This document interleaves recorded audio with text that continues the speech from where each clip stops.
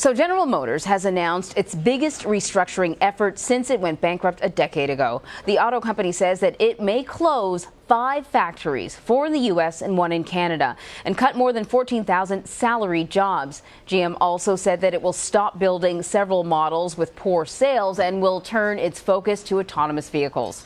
CBS News transportation correspondent Kris Van Cleave is in Washington. You've been following this story. We had little hints that something was coming, Steve, Kris, and now we have a little more information. I don't know why I called you Steve. So what is behind this?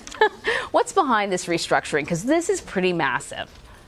It's a big move by General Motors. So there are a couple of things here. There are the trends, which basically people are not buying sedans the way they used to. We saw Ford a while back make a similar move where they announced they were going to drop a number of their sedans from their lineup. So not entirely a surprise that GM was going to shift focus to places that are selling better. You know, SUVs and pickup trucks have a higher profit margin, and they're the vehicles, and crossover SUVs are the vehicles that people prefer here in North America. So some of these smaller vehicles like the Chevy Cruze or even the Impala and the LaCrosse just haven't been selling well. The Chevy Volt, which was their very first electric vehicle, they've come out with a newer version, the Bolt.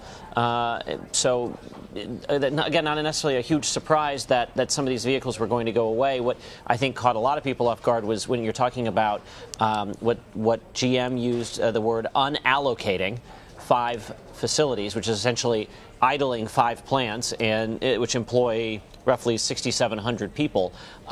That's a big change and is already drawing outrage from lawmakers. Senator Portman of Ohio said in a statement that he is deeply frustrated with General Motors, and we expect to hear much more from the respective delegations. But I think this move took a lot of people by surprise today. Well, you can't help but to think, hey, wasn't there a major tax bill that gave these sort of corporations tons of breaks in an effort to preserve these jobs? What happened to that? Well, you know, if you're General Motors, you're going to say that this move will save them $6 billion, and that's a significant amount of money to be able to save by 2020. That's a lot of debt that can be retired. It just comes at the cost potentially of a lot of jobs. So, I think that's going to be a question. And of course, we have not heard from President Trump about this news. He had been a very big advocate of bringing manufacturing jobs back to the United States, building cars in the United States. And here you now have an automaker saying they're going to shutter several plants in the U.S. and 1 in Canada. Right. So let's talk about these plants. I read that one was going to be in Oshawa, Ontario, which I know is sort of a real sort of blue-collar town. Youngstown, Ohio, which I can't imagine the kind of blow it will be to Youngstown to lose a plant like this. Do we know of any other locations? Yeah, so we have the Oshawa Assembly Plant in Ontario. There's a facility in Detroit, one in Lordstown, which is in Warren, Ohio. There's a Baltimore operations facility in White Marsh, that's just north of Baltimore, Maryland, and the Warren Transmission Center in Warren, Michigan. So you have Ohio, Maryland, Ohio, Michigan, Maryland, Detroit, and then they previously announced they were closing a plant in Korea, and GM hinted that they're going to close 2 other international plants outside of North America in 2019. All of these plants will go idle sometime in 2019 as the various vehicles are sort of phased out. So I just said Youngstown, Ohio. I noticed that that's not on the list there, so I don't want people to start freaking out. So you clarified the list for us. Lordstown Assembly, in Warren, Ohio. Okay. Could there be more plants in the future, do you think?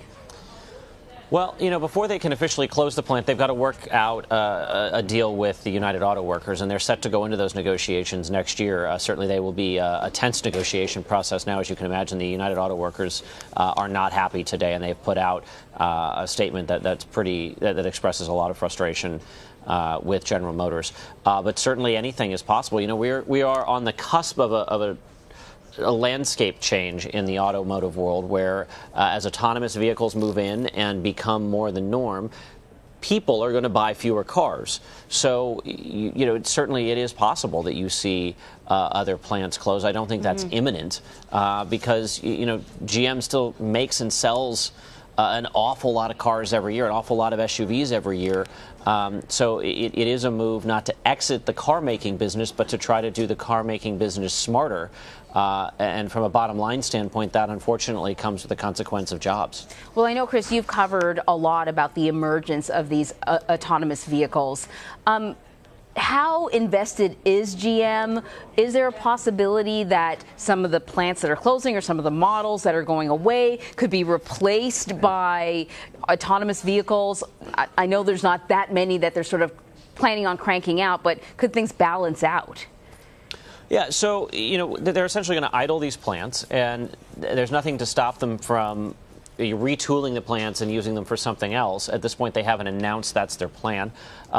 GM owns a company called Cruise, which is developing their self-driving vehicles. They are likely to launch a autonomous ride-hailing service probably in San Francisco next year, which will be the first real visible GM autonomous operation.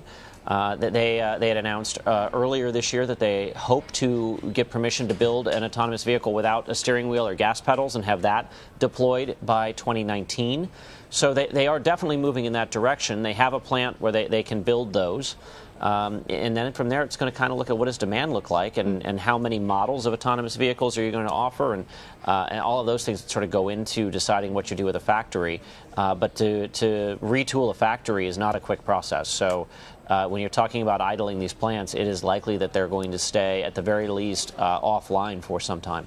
Yeah, you have to pivot towards the future, but this is certainly tough news for thousands of people right around the holidays. Kris, thank you so much. Sure thing.